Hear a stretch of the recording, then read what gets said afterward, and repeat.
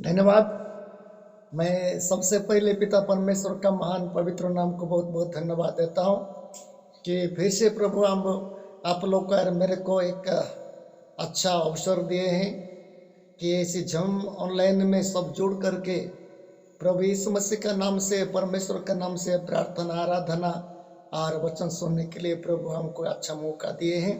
इसलिए मैं पिता परमेश्वर का महान पवित्र नाम को धन्यवाद देता हूँ। और विशेष करके इसी ऑनलाइन में आज कि कभी भी हो प्रार्थना कर रहे हैं, प्रार्थना करने वाले को मैं बहुत बहुत धन्यवाद देता हूँ। आराधना गाना गा रहे हैं उनको भी बहुत बहुत धन्यवाद दे रहा हूँ। प्रत्येक लोगों को धन्यवाद दे रहा हूँ। और आप अभी परमेश्वर का नाम से हम लोग जितने लोग जुड़ रहे हैं इस ऑनलाइन जूम के माध्यम से, और इसी बीच में प्रभु हम की क्या बात करना चाहते हैं तो हम लोग को अच्छा करके ध्यान दे करके सुनना है। हम वचन में जाएंगे। क्या है बोलने से वचन हमारा जीवन को बनाता है। मैं तो हर समय बोलते रहता हूँ हमारा जीवन को वचन ही बनाता है और कोई शक्ति हमारा जीवन को नहीं बनाता है। इसलिए वचन दिया जा रहा है तो हम ध्यान के साथ हम परमेश्वर का वचन सुनना है। हमारा ध्यान को इधर उधर नहीं करना है। उस समय तक तो है, आज सब समय तो नहीं है। बैठ करके पूरा वचन को ध्यान दो और वचन को परखो, प्रचार को परखो। वचन को तो परखने का नहीं है, लेकिन प्रचार को परखो। कैसा प्रचार किया जा रहा है क्या नहीं। यदि अच्छा है तो उसको ग्रहण करना है, यदि गड़बड़ है तो उसको ग्रहण नहीं करना है। इसलिए मैं पिता परमेश्वर का महान पवित्र नाम को धन्यवाद देता हूँ। हमको एक अच्छा समय हमको प्रभु दिया है, बहुत समय दिया है। ये समय बाकी लोग को नहीं। आज इस समय में लोग टीवी में बैठे हैं, कितने लोग तो और क्या क्या चीज़ में बैठे हैं। लेकिन आपको अरे मेरे को प्रभु इस ऑनलाइन माध्यम से परमेश्वर का वचन का अध्ययन में रखे हैं। इतना सौभाग्य की बात है आपको और मेरे को। इसलिए मैं पिता परमेश्वर का महान पवित्र नाम को धन्यवाद देता हूँ। हम वचन में जाएंगे। कल एक अध्याय में निकाला था जो मरकुस 2 अध्याय का अंदर में कुछ था। उसी पद में मैं छोड़ दिया था। उसी पद में अभी कुछ विचार करेंगे, क्योंकि एक अच्छा सब्जेक्ट है। बाइबल का सब्जेक्ट तो सब अच्छा है, लेकिन वो भी बहुत अच्छा सब्जेक्ट है। क्योंकि कफरनाहुम में यीशु मसीह थे और उसमें लोग बहुत भीड़ भाड़ थे। और एक लकवैक रोगी को 4 लोग उठा करके बोक करके उठा करके लाए। जगह नहीं था तो अंदर में जाने के लिए जगह नहीं था, तो घर को छत खोल करके उसको यीशु मसीह जहाँ पर थे वहाँ पर उनको उतारे। ये कल इतना तो हम लोग सुने थे। मैं ये 4 लोग के बारे में कुछ बताया, बीमारी बारे के में बताना अभी बोलूँगा मैं। और उनके विश्वास के बारे में कल बताया। ये बहुत तारीफ का बात है। ये 4 लोग का बात, ये कोई चेला लोग नहीं थे। मैं कल बता रहा था कोई चेला लोग नहीं थे, केवल यीशु मसीह को विश्वास करते जानते हैं, एक साधारण विश्वासी लोग थे। लेकिन इतना बड़ा हिम्मत के साथ दूसरा घर को जा करके कैसा भी हो, लेकिन इसको क्या होना है, अच्छा होना है, इसको रोगी से चंगा होना है। इनका विश्वास था, इनका हिम्मत था। तो ये बाद में बता दिया था। आज हम बाद में हम लोग देखते हैं कौन सा पद में छोड़े हैं, तो उसी में हम लोग जाएंगे। जब यीशु मसीह का पास जो छात खोल करके ये रोगी को उतार दिए हैं, बीमारी को, अर्थात पैरालिसिस बीमारी को उतार दिए हैं। मैं पैरालिसिस बीमारी के बात में भी बताया था। आजकल तो बहुत हो रहा है बोल के बता रहा था। कुछ भी हो अभी बाद में चिंता करेंगे। अच्छा करके सुनो, ध्यान करके सुनो। तो इसमें कुछ हमको ज्ञान मिलता है बोलने से। बाइबल का जो शब्द है, प्रत्येक शब्दों में कुछ छिपे बात रहता है। हम लोग पढ़ते हैं और कुछ भी नहीं समझते, बस पढ़ते पढ़ते चला जाते हैं। कहानी तरफ से हम लोग चला जाते हैं, हिस्टोरी के समान समझ जाते हैं। नहीं है, ये बाइबल का बात है, गहराई बात है, अंदर में कुछ छिपे बात रहता है, इसलिए हमको ज्ञान मिलता है। तो यीशु मसीह के पास जब उतर दे, यीशु मसीह देखे और क्या बोल रहे हैं, मैं कल बताया था कौन सा पद में, कल बताया था 5 पद में पढ़ेंगे। नहीं, यीशु ने उनका विश्वास देखकर उस लकवे के रोगी को से कहा, हे पुत्र, तेरे पाप क्षमा हुए। इसी के बारे में मैं कल पढ़ा करके छोड़ दिया था। हम लोग क्या सोचते हैं, सुनो, लाए हैं लोग को एक दूसरा हिसाब से, यीशु मसीह बोल रहे एक दूसरा शब्द बोल रहे हैं। क्योंकि ये रोगी को लाए थे, पैरालिसिस बीमारी को लाए थे और तड़प रहा था बेचारा, लाए थे उसको चंगा करने के लिए। यीशु मसीह बोलना था तेरा बीमार से तू चंगा हो गया, अभी जा बोल के बोलना था। लेकिन यीशु मसीह क्या को देखे, पहले 4 लोग का विश्वास को देखे और उनके पास उतारे। बाद में उसका जीवन में और कुछ उसको दिखाई पड़ रहा है, यीशु मसीह का नजर में और कुछ दिखाई पड़ रहा है। ये ज्यादा शक्तिशाली चीज वो पैरालिसिस बीमारी को था। तो इसलिए यीशु मसीह बोल रहे हैं, क्या बोल के बोल रहे हैं, पुत्र तेरा पाप क्षमा हो गया है। लाए हैं एक दूसरा हिसाब से, यीशु मसीह बोल रहे हैं कि दूसरा हिसाब से। इसमें एक बड़ा शब्द लिखा है, विशेष करके पाप के बारे में बाइबल ज्यादा बताती है। पाप के बारे में परमेश्वर मनुष्य को बताती है, पाप क्या है, पाप बोलने से क्या है, बाइबल में पूरा पूरा परिपूर्ण है। मनुष्य जानता है, जो बाइबल पढ़ता है ये सब समझता है। और जो यीशु मसीह को जानता है और जो पाप क्या है पाप क्या नहीं वो भी जानते हैं। तो इसलिए यीशु मसीह देखे उसको और एक बोल रहे हैं तेरा पाप क्षमा हो गया है। विशेष करके इसी के बारे में आज आप लोगों को कुछ बताना चाहता हूं। यीशु मसीह दुनिया में काहे के लिए आए थे, परमेश्वर काहे के यीशु मसीह को भेजे थे, एक ही कारण था, मनुष्य का पाप क्षमा करने के लिए, मनुष्य के लिए बलिदान होने के लिए, मनुष्य के लिए अपना खून देने के लिए, अरे मनुष्य के लिए चंगा होने के लिए 2 शक्ति के दे करके यीशु मसीह आए। वचन संहिता में लिखा है, सब लोग जानते हैं, 103 में लिखा है 2-3 पद में, वो तुम्हारा पाप को चंगा मैंने अधर्म को क्षमा करता है, पाप को चंगा करता है। ये 2 शब्द वहां पर भी लिखा हुआ है, सब लोग जानते हैं, मैं पढ़ना नहीं चाहता हूं। लेकिन पाप के बारे में यीशु मसीह बोल रहे हैं तेरा पाप क्षमा हो गया है। ये कैसा पाप क्षमा हो गया है? आजकल का पाप क्षमा होने के लिए कैसा करना पड़ता है? पहले हम व्यवस्था का समय में यदि कोई पाप करते थे तो क्या करते थे, एक अच्छा एक भेड़ को लाते थे, जो भेड़ बच्चा है, जो मेमना को लाते थे और उसको क्या करते थे, वेदी के सामने लेकर के वो उसको बलिदान करते थे और उसका खून लेकर के महापवित्र स्थान में ले करके प्रार्थना दुआ करके ऊपर में ला करके छिड़का रहे थे। तब लोग क्या करते थे, पाप क्षमा हो गया बोलते थे। और एक बात है, जो पाप करता है उसका पत्थर के साथ मार करके खत्म कर देते थे। ये भी है व्यवस्था का अंदर में। लोग जो पाप करते हैं, अन्याय करते हैं, तो इस्राएल लोग का अंदर में है, तो परमेश्वर का कानून था, जो पाप करते हैं तो उसको क्या करते थे, पत्थर के साथ मार करके उसको खत्म करते थे। और यदि क्षमा पाने का लायक है तो उसको पाप क्षमा के लिए मंदिर में लेकर के उसको एक मेमना के लहू के द्वारा उसको क्या करते थे, पाप क्षमा होता था। बहुत कुछ है, लेकिन अभी पाप क्षमा इसे सहज से कैसा मिल गया है, इसको हम लोग देखना है। सहज से पाप क्षमा हो गया है, किसके जरिया से? यीशु मसीह का जरिया से। अभी पाप क्षमा के लिए आज के हम दुनिया लोग को देखते हैं, पाप क्षमा के लिए कोई तो तीर्थ जा रहा है, इतना पैसा जमा करके काटी करके तीर्थ जा रहे हैं, कोई तो दान दे रहे हैं और बलिदान भी कर रहे हैं ना, कोई बलिदान कर रहे हैं, भेड़ बकरी मुर्गा मुर्गी को बलिदान कर रहे हैं। और कोई तो तपस्या कर रहे हैं, तपस्वी हो रहे हैं। और कितने लोग जप करते हैं, तपस्या करते हैं, होम बलिदान करते हैं, कितना कितना लाइन है पाप क्षमा के लिए बोलते हैं। लेकिन इसमें हम लोग देखते हैं कि व्यक्ति एक सहज से एक चीज को मिल रहा है, इसको सहज से मिल जा रहा है। तो मैं कितना चीज में आप लोग को मैं दिखाना चाहता हूँ, पाप के लिए बाइबल क्या लिखती है और अलग शास्त्रों में क्या लिखते हैं मैं नहीं बता रहा हूँ। अलग शास्त्रों के बात हमका कोई अधिकार नहीं है, लेकिन बाइबल के बात हम लोग देखते हैं। मनुष्य जब पाप करता है तो परमेश्वर का विरोध में जाता है। मनुष्य जब पाप करता है अर्थात परमेश्वर का नियम को नहीं मानता है तो पाप करता है। पाप बोलने से आप लोग जानते हैं क्या क्या चीज है।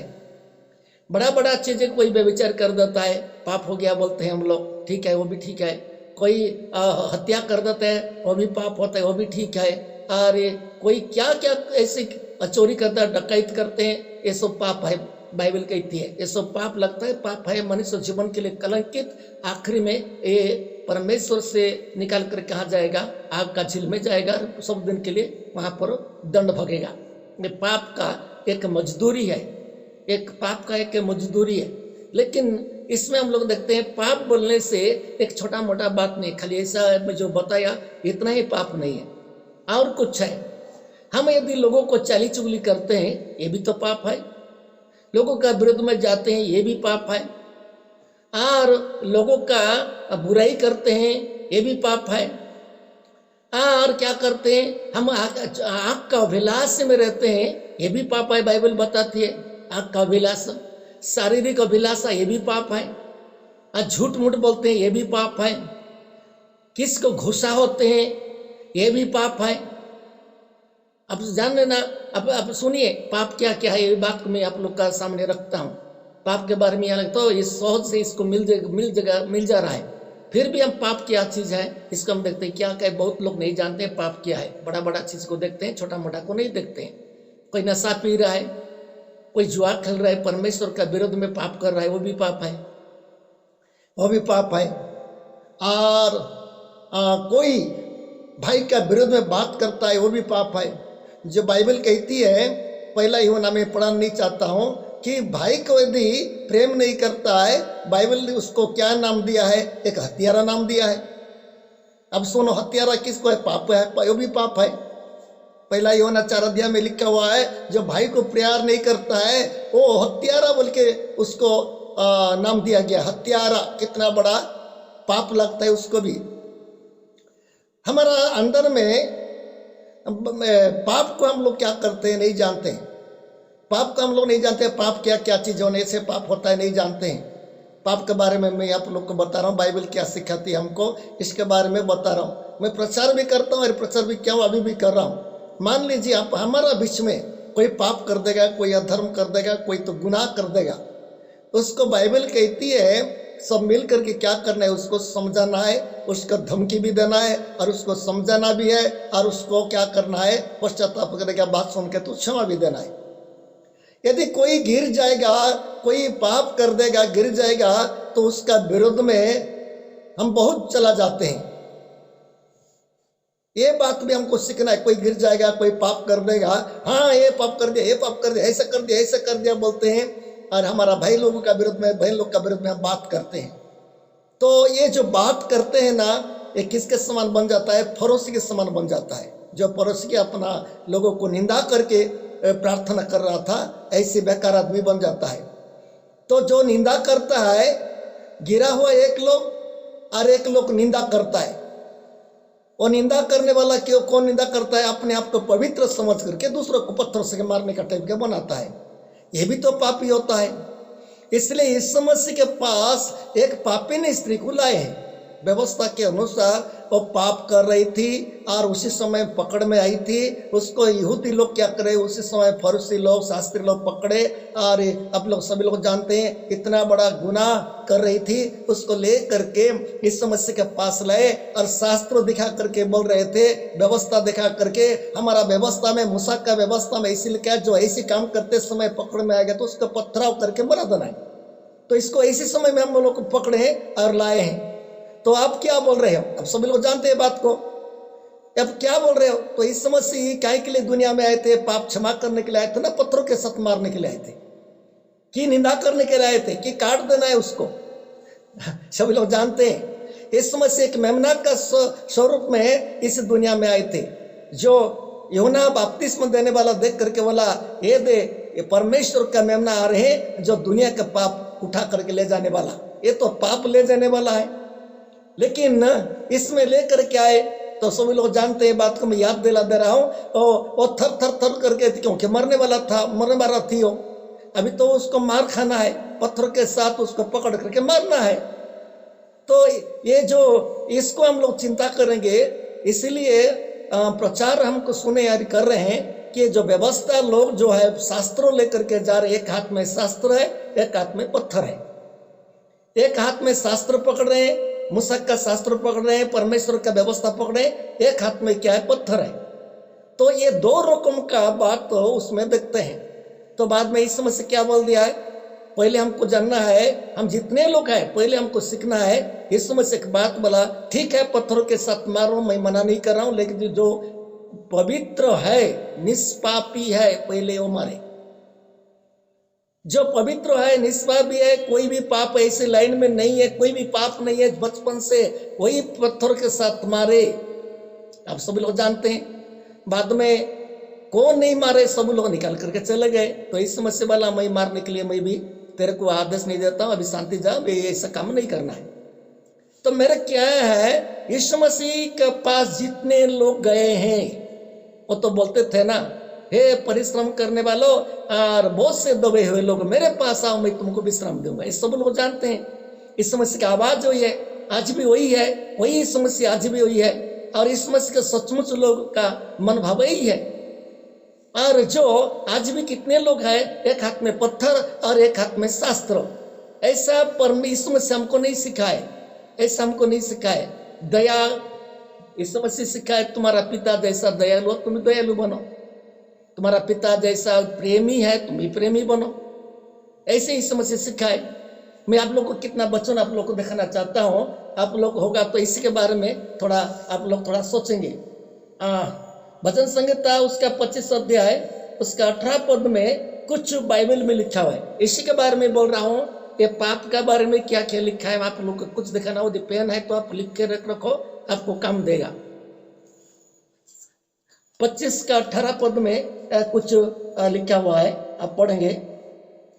तू मेरे दुख और कष्ट पर दृष्टि कर और मेरे सब पापों को क्षमा कर। इसमें मेरा कष्ट और दुख को क्षमा कर और मेरा सब पाप को क्षमा कर, दाऊद राजा बोल रहा है। मेरा सब पाप को क्षमा कर। मेरा प्रिय भाई बहन, एक बड़ा राजा है, वो अपने आप को देख रहा है, मैं एक पापी बोल के देख रहा है, मैं एक बड़ा पापी है बोल के देख रहा है। क्योंकि बाइबल में लिखा है, दाऊद लिख रहा है, मैं माँ के गर्भ से मैं पाप से निर्मित हुआ है, मैं एक पापी है। पाप करे कि ना करे, कोई व्यभिचार करे कि ना करे, कोई हत्या करे कि ना करे, लेकिन पहले शुरुआत से ही पाप से तैयार हुआ है। कोई भी हो पाप से तैयार। कोई बोलते हैं मैं पापी नहीं हूँ, मैं पापी नहीं हूँ, ऐसा बोलते नहीं है।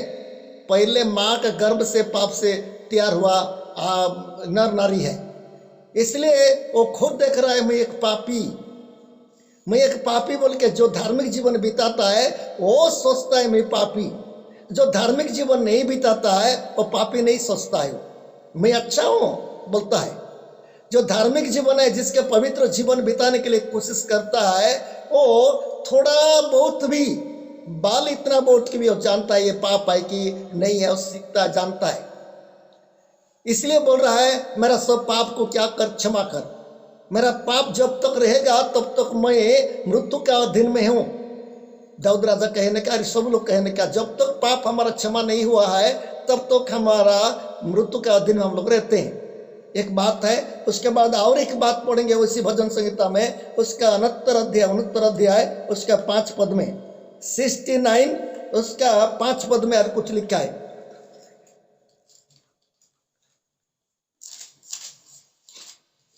और भजन संहिता 69 अध्याय अर्थात 69 और 5 पद में और कुछ लिखा है। अब थोड़ा सा मैं इसी के बारे में आप लोग को कुछ बताना चाहता हूँ, बाद में हमारा मेन पॉइंट के पास जाएंगे, आज नहीं तो कल भी जाएंगे।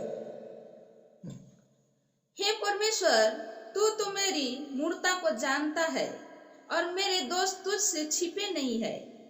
इसमें क्या लिखा है, मेरा दोष अर्थात मेरा पाप परमेश्वर के सामने दिखाई दे रहा है। हम लोगों को छिपा दे सकते हैं, लोगों को छिपा सकते हैं, लोगों को मैं कुछ नहीं किया बोलते हैं। और बाइबल कहती है मेरा दोष को तेरा सामने दिखाई दे रहा है, नहीं छिपता है। मेरा प्रिय भाई और बहन, मनुष्य को ठगते हैं, मनुष्य को हम धोखा देते हैं, लेकिन परमेश्वर का धोखा नहीं देते। जब यीशु मसीह के पास ये बीमारी आया, पहले वही दिखाई दिया। जानते हो, जब यीशु मसीह नजर में दिखाई दिया, पहले बीमार को यीशु मसीह नहीं देख रहे थे, पाप को नजर में देख रहे थे। ये कौन सा पाप किया, कैसा पाप किया, कि माँ का गर्भ से पाप किया, क्या नहीं, उसको नहीं है। लेकिन यीशु मसीह के सामने में वही चीज दिखाई दिया, उसके बीमारी के लिए लाए थे, ये लोग 4 लोग लाए थे, लोग यहाँ पर भरे थे और यीशु मसीह बोल रहे हैं, उसी को दिखाई दिया तेरा पाप क्षमा हो गया है। मेरा प्रिय दाऊद भी बोल रहा है पाप क्षमा होने के लिए। आज आपको अरे मेरे को क्षमा चाहिए कि नहीं? हम जितना मैं बोल रहा हूँ, हम अभी परमेश्वर का दिन आ रहा है, अंतिम समय आ रहा है। हम कितना दिन से ऐसे रहे, हम छोटा बड़ा गलती तो हो जाता है, लेकिन साथ साथ क्या करना है हमको? पश्चाताप करना है, धोना। और एक वचन पढ़ेंगे, वही भजन संगीता उसका 9 पद में जो हम पढ़े हैं, 5 पद बड़े, अभी 9 पद पढ़ेंगे अभी। क्योंकि मैं तेरे भवन की धुन में जलते जलते भस्म हुआ, और जो निंदा वे तेरी करते हैं वही निंदा मुझको सहनी पड़ी है। जब मैं रोक कर और उपवास करके दुख उठाता था, तब उससे भी मेरी नाम धराई ही।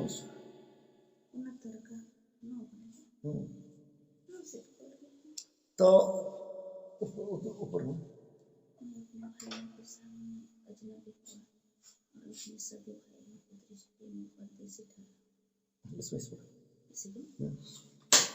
हाँ, हम 8 पद में पढ़ेंगे। 9 पद में बड़े बाइबल है, लेकिन हिंदी बाइबल में थोड़ा आगे पीछे रहता है शायद, इसलिए बोल रहा हूँ।